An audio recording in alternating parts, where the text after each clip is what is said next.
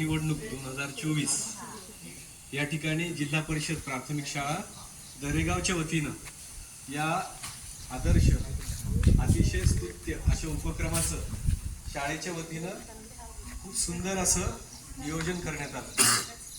हे नियोजन पाहताना खरोखर खूप मी प्रभावित झालो, भारावून गेलो. या छोट्याशा वयामध्ये वयवर्ष 6 पासून वयवर्ष 12-13 या वयोगटामध्ये लोकशाही काय आहे, निवडणूक प्रक्रिया काय असते, ही खूप उत्सुकता लागून राहिलेली असते. आम्ही सुद्धा लहान असताना आमचे आई वडील कुठे जातात, ज्या दिवशी मतदान असतं त्या दिवशी ते नेमकं त्या ठिकाणी काय करतात, आणि निवडून आल्यानंतर असा सगळा गाजावाजा होतो, मोठा उत्सव होतो, आनंद उत्सव साजरा होतो. त्या ठिकाणी ते नेमकं काय होतं आम्ही त्या बाबतीत अनुभव होता, आम्हाला काही त्याची माहिती नसायची.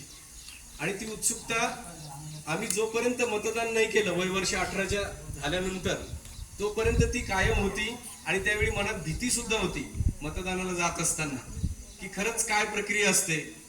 आणि घाबरत घाबरत मी मतदानाला गेलो होतो आणि भीतच मतदान केलं होतं. चला झालं म्हटलं आणि मी घाबरून निघालो. आणि मतदान झालं की नाही, कुणाला काय केलं गेलं हे काही नेमकं कळलंच नाही. मग अज्ञानामुळे ही अशी वेळ माझ्यावरती आलेली होती असं मला जाणवलं.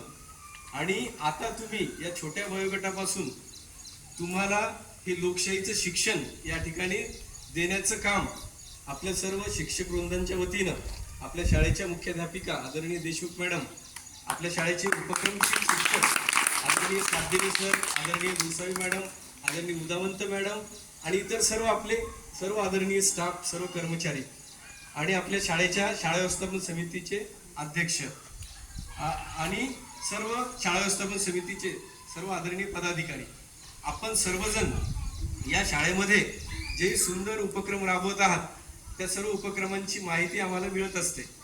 ग्रुपवरती आम्ही सर्व बघत असतो.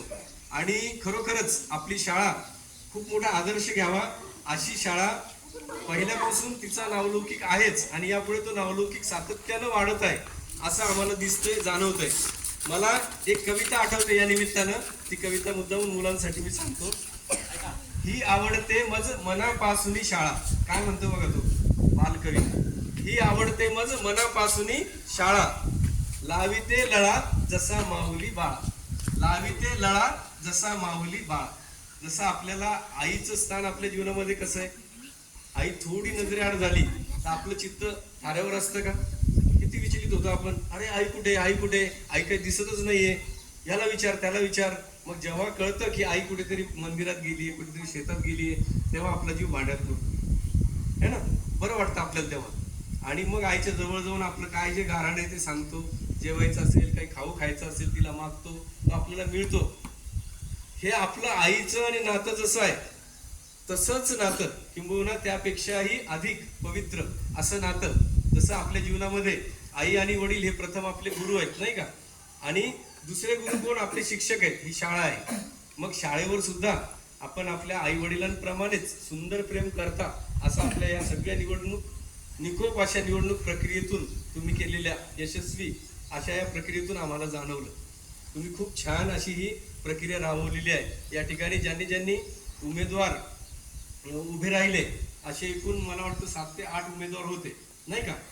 तर किती? 6 होते सर. 6 किती उमेदवार? 6 उमेदवार होते. तर या 6 उमेदवारांनी त्यांचं पूर्ण कौशल्य पणाला लावलेलं होतं. आपण आपलं काम करत असतो प्रामाणिकपणे आणि काही वेळा आपल्याला यश मिळत असतं किंवा काही वेळा मिळतही नाही. मग यश मिळालं म्हणून शेफारून जाण्याची किंवा आपल्याला अभिमान आणि अति गर्व होण्याची गरज नाही. यश मिळालं ते यश सुद्धा पचवता आणि स्वीकारता आलं पाहिजे. अपयश आलं म्हणून खचून जायचं कारण नाही. आपण काय केलेलं आहे, लढत दिलेली आहे, हार मानलेली नाही. जो कुणी हार मानतो तो खऱ्या अर्थानं हारलेला असतो. जो हार न मानता चुरशीनं लढतो, लढत देतो तो खऱ्या अर्थानं जिंकलेला असतो. म्हणून विजयी उमेदवार जो यश योगेश बनकर हा या ठिकाणी आपल्या शाळेचा मुख्यमंत्री म्हणून यापुढे काम पाहणार आहे. त्याने त्याच्या जीवनामध्ये जे काही आपल्यासाठी योगदान देत आहे त्या योगदानाचं फळ म्हणून तुम्ही त्याला विजयी घोषित केलेला आहे, तुम्ही त्याला मतदान दिलेलं आहे. आणि ज्यांना मतदान नाही मिळालं, त्यांनी मला मतदान दिलं नाही मुलांनी म्हणून त्यांच्यावर रागवण्याची काही गरज आहे का? रागवलं पाहिजे का आपण? ज्यांना जसं जीवनामध्ये पटतं तसं तो वागत असतो. आपण सुद्धा आपल्या मनाला जसं पटतं तसंच करतो ना. आपण आपल्यावर कुणी जर सक्ती केली, तू असंच कर, आपल्याला आवडतं का? ते आवडतं का? नाही आवडत ना.